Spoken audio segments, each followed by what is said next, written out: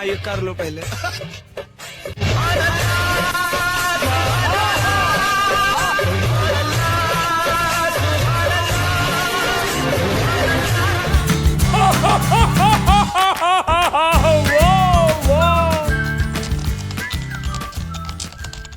सो hi guys, मैं आपका दोस्त धीरज स्वागत करता हूँ आपका मेरे एक और नए वीडियो में।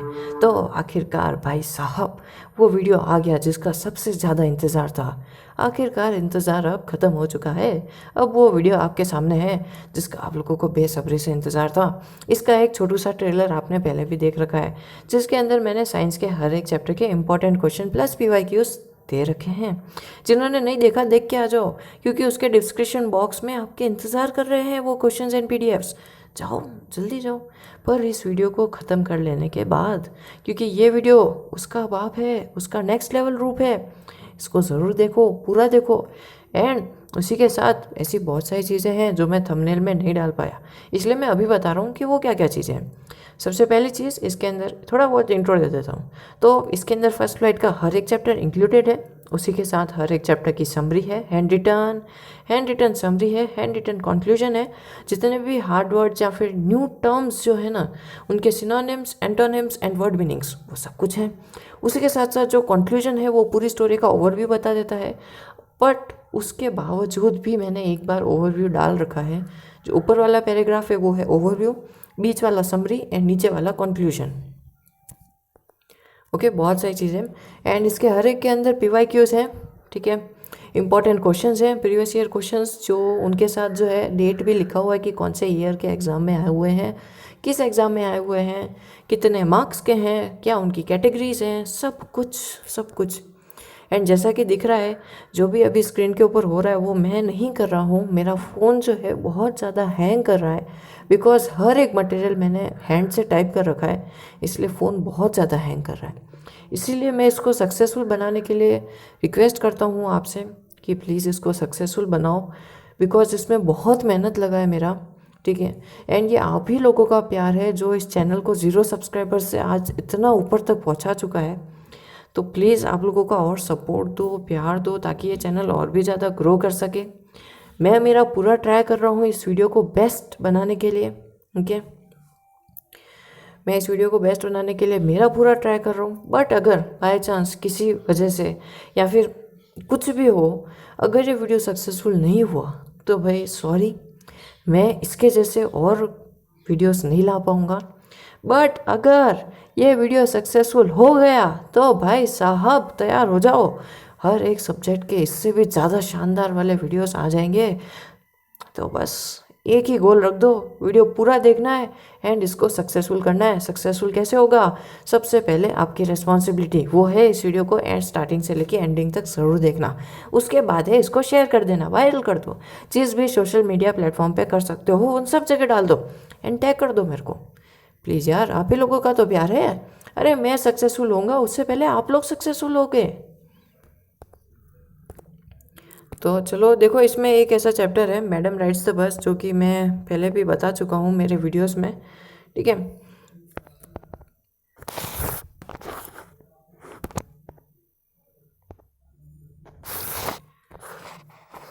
तो जिन लोगों ने वो वीडियोस नहीं देखे हम जाके देख के आ जाओ। मैडम राइट्स द बस बहुत ही मैंने अच्छे तरीके से एक्सप्लेन कर रखा है। जाओ, बाद में जाना। मैंने कहा जाओ मतलब जाओगे क्या? अच्छा, सब्सक्राइब और वो कहता हूँ वो तो नहीं करते, हम जाओ कहने के लिए कहाँ जा रहे हो? रुको मेरे भाई बहन, रुको।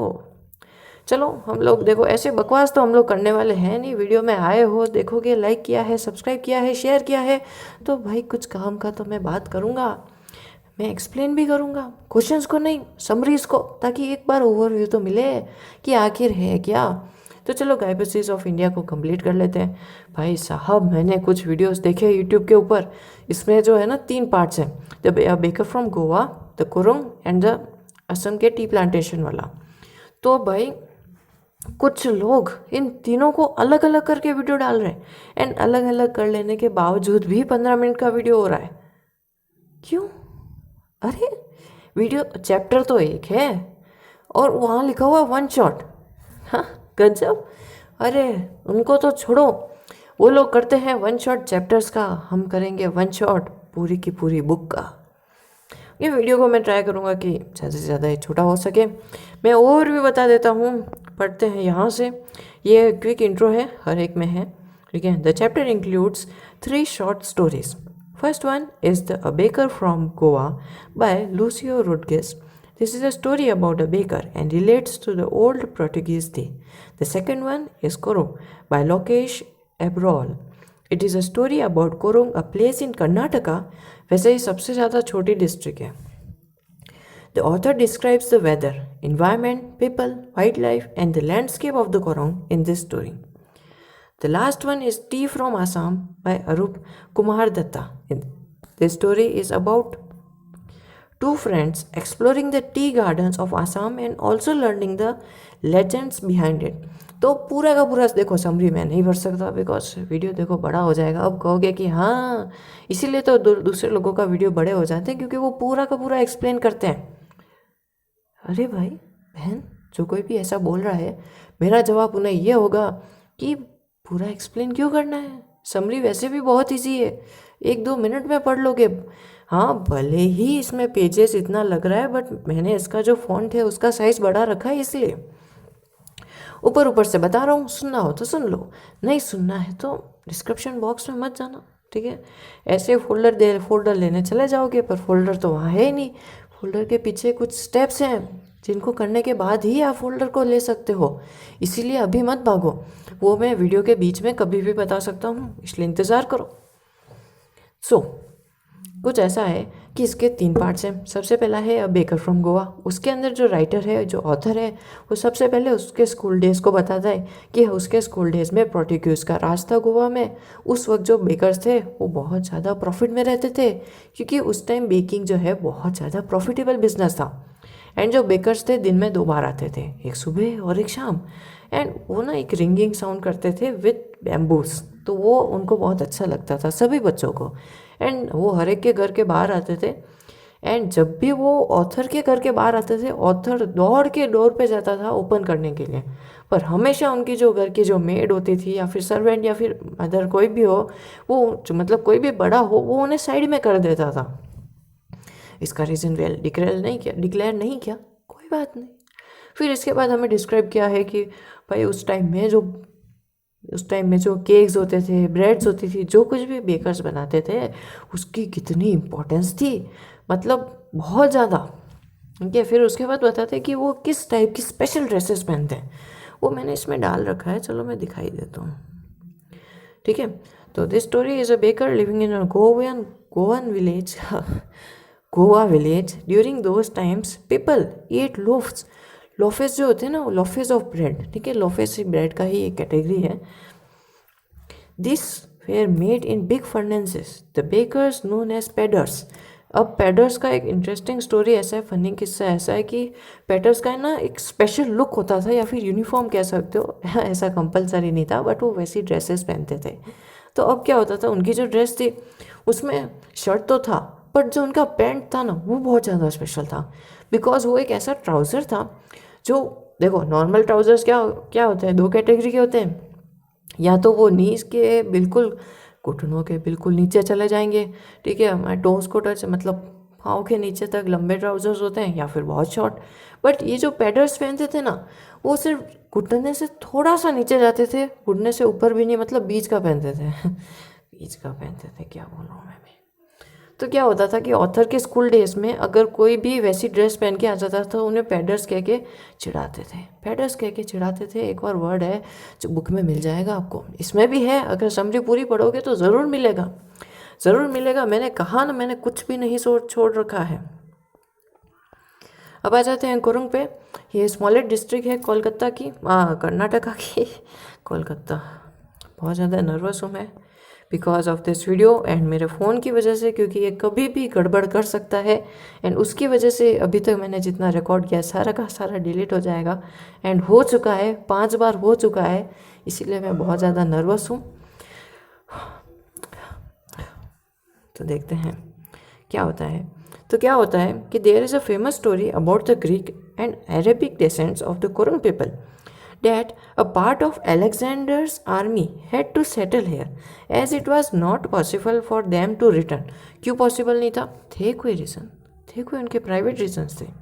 दे first settled here and married with the locals के साथ उन्होंने शादी कर ली। बस क्या करना है, अलेक्जेंडर के साथ वापस जा नहीं सकते एंड यहाँ बहुत अच्छा लग रहा है हमको, तो बस यहाँ के लोकल से शादी कर लो। तो क्या हुआ कि we may find peoples of Coorg wear kuppia कह सकते हो, a long black coat similar to the kuffia that Arab wear. जो भी अरब होते हैं वो एक स्पेशल टाइप का कपड़ा पहनते हैं या फिर लॉन्ग ब्लैक कोट कह सकते हो, ठीक है, उसको अरब्स में पहनते हैं। People of Coorg are also very brave. हमारे इंडियन आर्मी के अंदर बहुत सारे उसी पर्टिकुलर डिस्ट्रिक्ट से आए हैं, ठीक है। हमारे जो आर्मी के first chief general Cariappa hails from Coorg only. Wow, बताओ, हमारे जो आर्मी के फर्स्ट चीफ जनरल थे वो भी कुरुंग से आए हुए थे। तो देखो एस की अलेक्जेंडर की आर्मी के थे, तो जिन्होंने मतलब हेरिडिटी वाला वीडियो नहीं देखा, देख के आ जाओ, समझ में आ जाएगा। तो क्या होता है कि जैसे उसमें उन लोगों में ब्रेवरीनेस थी, उनके किड्स में है एंड आज उन लोगों में है, तो बस वैसा ही। The forest and the hills of Coorg provide a major source of water to the river Kaveri. हाँ, वैसे यहाँ सी की जगह किया आ गया है। जान नहीं सकते हो कि हमारा गूगल जो है इंडिया से इंडियन वर्ड से थोड़ा बहुत मिसमैच कर जाता है, कोई बात नहीं, मैं इसको ठीक कर दूंगा, ठीक है, मैं इसको ठीक कर दूंगा। The last story T from Assam starts with two friend. तो दो फ्रेंड्स होते हैं, एक राजवीर और प्रांजल, ठीक है, वो आसाम तक जा रहे होते हैं। तो they buy tea from a roadside vendor while sipping the tea. Rajveer tells Pranjal that people drink over. अरे यार, मैं यहाँ पे वर्ड्स में लिखना चाहिए था यार मेरे को। कितना कप्स हो गया ये, ठीक है, देख लो कितने कप्स हो गए। Cups of tea throughout the world in a day. While Rajveer is looking at the beautiful scenery, प्रांजल जो है वो बिजी है रीडिंग में, एक डिटेक्टिव बुक है। There were tea bushes all over as far as one could see. They also saw a building which was a tea garden. तो वहाँ ना बहुत सारी चीज़ें थी, और चलो देखते हैं। तो अब वो लोग बताते हैं, बात करते हैं कि टी की स्पेशलिटीज़ क्या है, ये कहाँ से आई हमारे इंडिया में, इसको टी क्यों बोलते हैं, इसमें चाइनीज़ एसेंट है, क्या है, कैसा है, ब्रिटिशर्स आए, क्या हुआ, कैसे हुआ, है इसके अंदर यार, है, ठीक है। चलो और चलते हैं, ठीक है। मैं प्रपोजल रीड नहीं कर रहा हूँ क्योंकि ये थोड़ा सा क्या है, बड़ा हो जाएगा। प्रपोजल भी मैं ऊपर से बता देता हूँ। ये भी एक समरी है, इसके अंदर बताते हैं कि कैसे जो लोग हैं वो अक्सर जो शादी करना पसंद करते हैं वो उनके स्टैंडर्ड के हिसाब से देखते हैं कि अगर वो रिच हैं या फिर पुअर भी होंगे ना तो भी वो रिच घर में ही शादी कराने का सोचते रहते हैं। तो क्या है the proposal summary? It is one act play written by the Russian story writer and dramatist. ठीक है, ये एक ड्रामा है, ड्रामा सच में इसमें बहुत ड्रामा होता है, ठीक है। चेखोव इन 1888 टू 99 के बीच में लिखा हुआ है इन्होंने, शायद क्रिसमस पे स्टार्ट किया होगा इन्होंने। The play is about the tendency of rich families to hunt ties with other wealthy families to extend their status by encouraging marriages that observe economic sense. मतलब कि इसमें बस इतना सा एक ड्रामा कर रहे हैं, एक प्ले है इसके अंदर जिसके अंदर बताते हैं कि कैसे मैरिजेस एंड इकोनॉमिक सेंस का कनेक्शन है। जैसे कि देख लो, कोई है जिसको शादी कराने का इसमें कैरेक्टर है, जैसे ठीक है, इसमें 3 कैरेक्टर्स हैं। फर्स्ट कैरेक्टर उसके घर में बैठा होता है, सेकंड कैरेक्टर उसके घर में आता है एंड थोड़ी देर बातें चलती रहती है। फिर सेकंड कैरेक्टर जो है ना, जो उनके घर में आया था, वो फर्स्ट कैरेक्टर जो उनके घर में था उसे कहते हैं कि आपकी बेटी कहाँ है, उसे बुलाओ। देख रहे हो ना। तो फिर उसे बुलाते हैं, तो उतने में जब वो आता है ना तब वो सेकंड कैरेक्टर बता देता है, जब वो लड़का होता है वो बोल देता है कि मैं आपकी लड़की का हाथ मांगने आया हूँ। उसको फिर धक्के मार के बाहर निकाल देते हैं, ठीक है। मतलब बहुत ही ज़्यादा फनी, बहुत बढ़िया ड्रामा है ये, ठीक है। इसको बेहतर होगा कि अगर आपके पास वक्त हो तो बुक से पढ़ लो, नहीं हो तो इससे पढ़ना, नहीं है वक्त और जल्दबाजी है तो इससे पढ़ लो, ठीक रहेगा। फिर यहाँ पे the tale of the custard dragon है। इसके अंदर क्या होता है, ये इतना ज़्यादा इमेजिनेशन है ना कि मैं भाई साहब जो इसके राइटर है ना उन्हें सैल्यूट करना चाहूँगा कि क्या लिखा है, क्या इमेजिन किया है। ये ऑगडेन नैश करके एक उन्होंने पोएट है, उन्होंने ये पोएम लिख रखी है, ये स्टोरी नहीं है भाई, पोएम के रूप में इन्होंने बताया हुआ है। बता देता हूँ। इसमें एक लड़की है जिसके पास बहुत सारे पेट्स हैं, ठीक है, और पढ़ ही लेते हैं ना, पढ़ ही लेते हैं। नहीं नहीं, मैं भूला नहीं हूँ, मैं बस पढ़ रहा हूँ ताकि मज़ा आए आपको भी। Has written a poem about a little girl Belinda who owns many pets namely a black kitten named ink. हाँ सच में भाई, मैंने कोई गलती नहीं की है, सच में उसका नाम इंक है। Grey mouse named blink, yellow dog named mustard and a coward dragon named custard. Coward यानी कि बहुत ही भोला सा, एकदम शांत सा, डरपोक ड्रैगन डरपोक और dragon. The poet had described every character to be brave except the dragon, who is a coward. But the whole situation changes when a pirate attacked in Belinda's house. No one, अरे कहाँ चला गया? No one else had the guts to face him. It was the dragon that killed the pirate. खा गया वो pirate को, सच में लिखा हुआ है इसके अंदर। All the characters are happy because they are saved by the dragon, but quickly change their thoughts and describe themselves to be more powerful, and had the situation not been confusing for all of them. अब चलो थोड़ा बहुत और भी दे देता हूँ। Conclusion, ठीक है, ये रहा इसका conclusion। यार ये क्या आ गया? तो क्या हुआ ना कि पोएट्रिक डिवाइसेस लेते समय मैंने स्क्रीनशॉट लिया था, ठीक है। सो स्क्रीनशॉट का जब मैं टेक्स्ट कॉपी कर रहा था तो उस टाइम ये भी आ गया, ठीक है। पोएट्रिक डिवाइसेस मैंने नहीं लिखे बिकॉज मैं नहीं चाहता था उसमें कोई मिस्टेक हो। बाकी सब कुछ अपना ही है भाई, सो बाकी सब कुछ अपना ही है, आराम से यूज़ करो, ठीक है। तो इसका कंक्लूजन ये है कि here the poet has tried to say that sometimes a timid person is the actual hero in the toughest situation of life।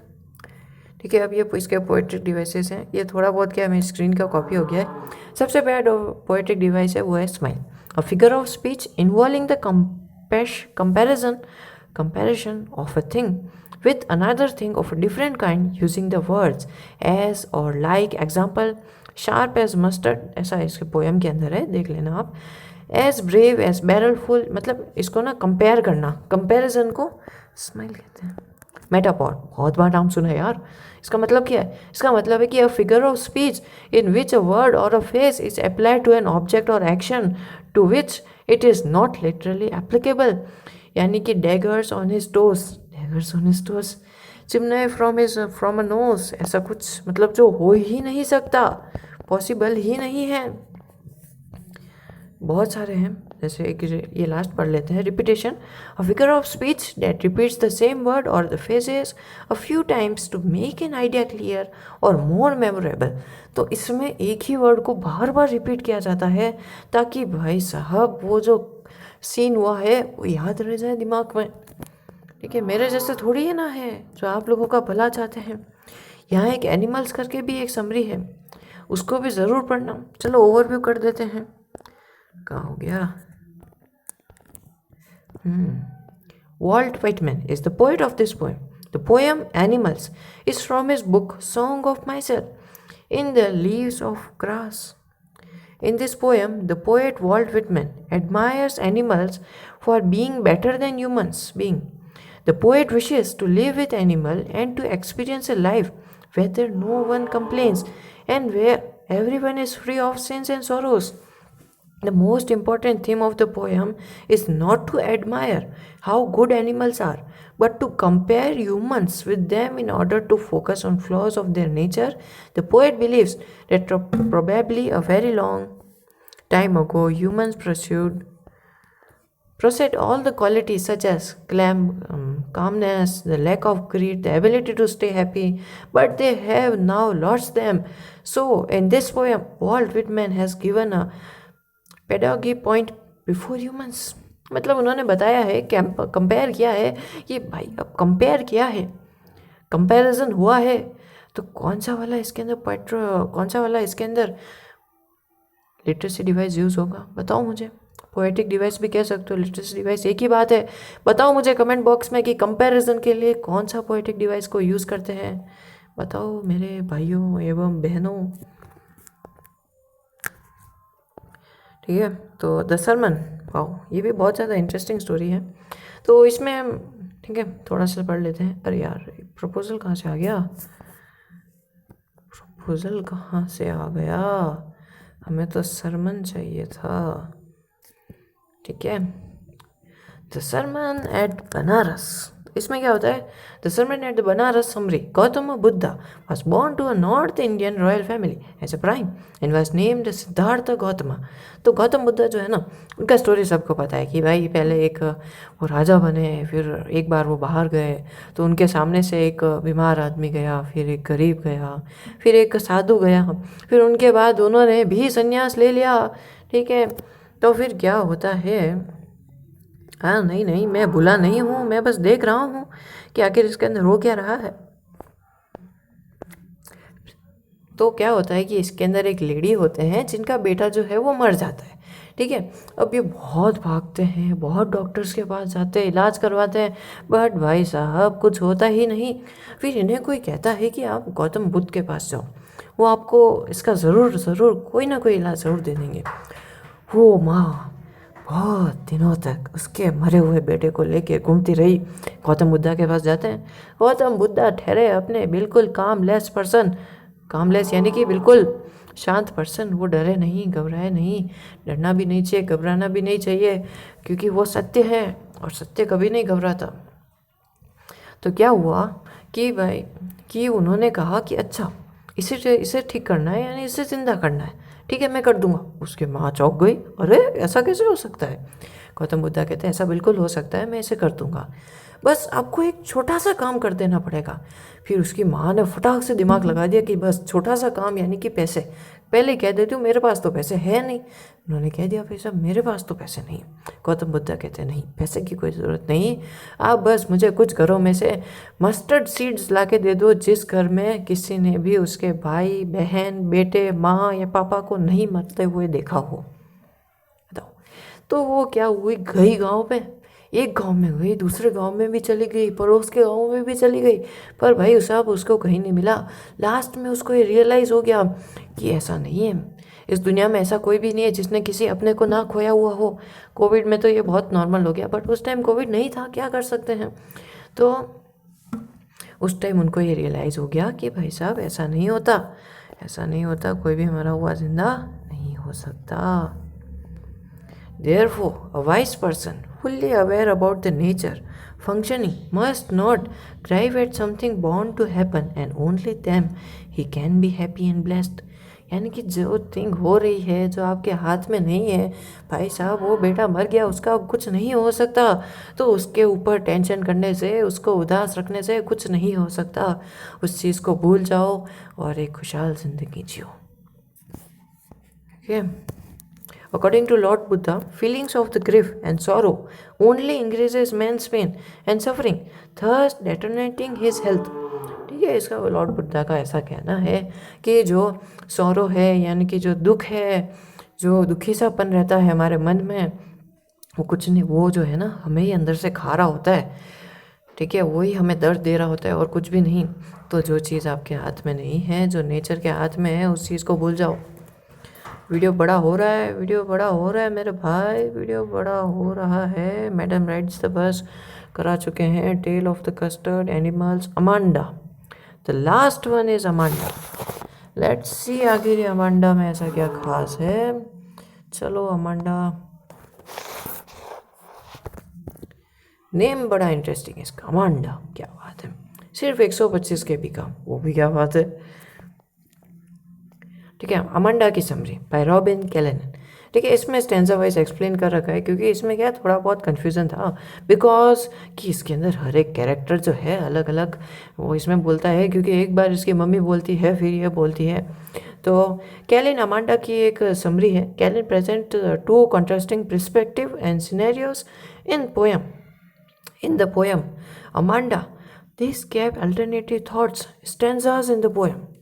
ठीक है, तो क्या है कि अमांडा जो है, the adult speaker instruct Amanda not to bite her nails or hunch her shoulders. She is also asked to stop slouching, that is, dropping her shoulders and to sit up straight. यानी कि वो जो है ना अपने मतलब ऐसे soldiers को बिल्कुल ही ऐसा वैसे मतलब हमें भी कहते हैं ना, हम लोग जब फ़ोन देख रहे होते बिल्कुल फ़ोन में घुस जाते हैं हम लोग, तो ऐसा उसको कहने के लिए मना बोल रहे हैं।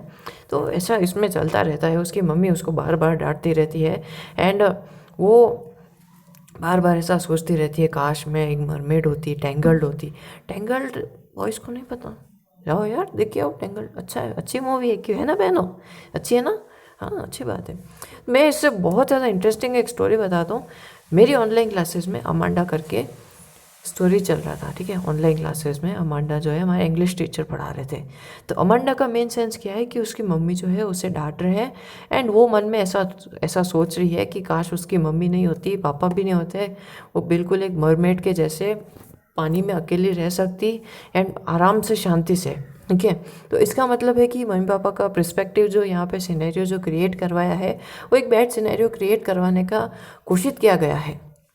यानी कि मम्मी पापा नहीं होने, ऐसा मतलब अमांडा ऐसा चाहती है कि उसके मम्मी उसे बार बार ना डांटे एंड वो नहीं चाहिए उसे, उसे बस मरमेड बन जाना है, साइलेंस चाहिए। तो क्या हुआ कि हमारे जो इंग्लिश टीचर है, लिटरेचर टीचर है, वो पूछते हैं ऑनलाइन क्लास में कि क्या अमांडा जो सोच रही है वो सही है, और क्या आप भी ऐसा ही चाहते हो, क्या आप भी ऐसा ही चाहते हो, ठीक है, जैसा अमांडा चाहती है। तो मतलब कोई भी नहीं बोला, ठीक है, बिकॉज मोस्ट ऑफ तो देख ही नहीं रहे थे, सुन ही नहीं रहे थे। मैं भी नहीं बोला बिकॉज मैं उस टाइम साइंस का वर्क कर रहा था। हाँ भाई लेजेंड हूँ मैं, क्या कर सकते हैं, जलवा है हमारा। तो क्या हुआ कि मैम फिर एक लड़की से पूछ लेते कि बताओ कि ये क्या जो अमांडा बोल रही क्या वो सही बोल रही है, एंड क्या तुम अमांडा की जगह पे होती तो क्या तुम भी यही सोचती। वो क्या वो अब है ना, हमारे मतलब बरसों से ऐसा चलता आ रहा है यस मैम वाला, उसने भी बोल दिया यस मैम। भाई साहब क्या डांट पिटी है मतलब उसको कि यस मैम, तुम्हें क्या लगता है तुम्हारे पापा तुम्हें प्यार नहीं करते, एंड तुम क्या अकेले रहना चाहते हो, तो मम्मी पापा तुम्हें अच्छे नहीं लगते। भाई साहब क्या हंसे हम, क्या बताएं। हाँ जानता हूँ बुरी बात है, पर थोड़ा सोच समझ के तो आंसर दे दो। अब कहोगे तूने तो आंसर भी नहीं दिया। हाँ क्या चलता है, चलता है, चलता है, ठीक है। इसके अंदर ये लिटरेसी एलिमेंट्स देख लो, वही पोएटिक डिवाइसेस, एक ही बात है। रिपीटेशन है, एल्यूजन है, अल्टरनेशन है, मेटाफोर है, एनाफोर, ट्रांसफर्ड एलिमेंट है, बहुत कुछ है, बहुत कुछ। कि पढ़ो, इसको अच्छे से पढ़ो, पीडीएफ को देखो, समझो बहुत अच्छे से। एंड जिन्होंने भी यहाँ तक वीडियो को देखा है, थैंक यू सो मच यार, थैंक यू सो मच। आप लोगों का इतना प्यार और सपोर्ट है तो और क्या चाहिए।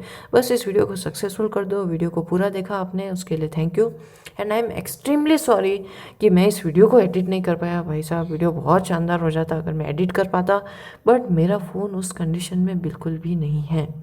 Okay, so I am extremely sorry, दिल से।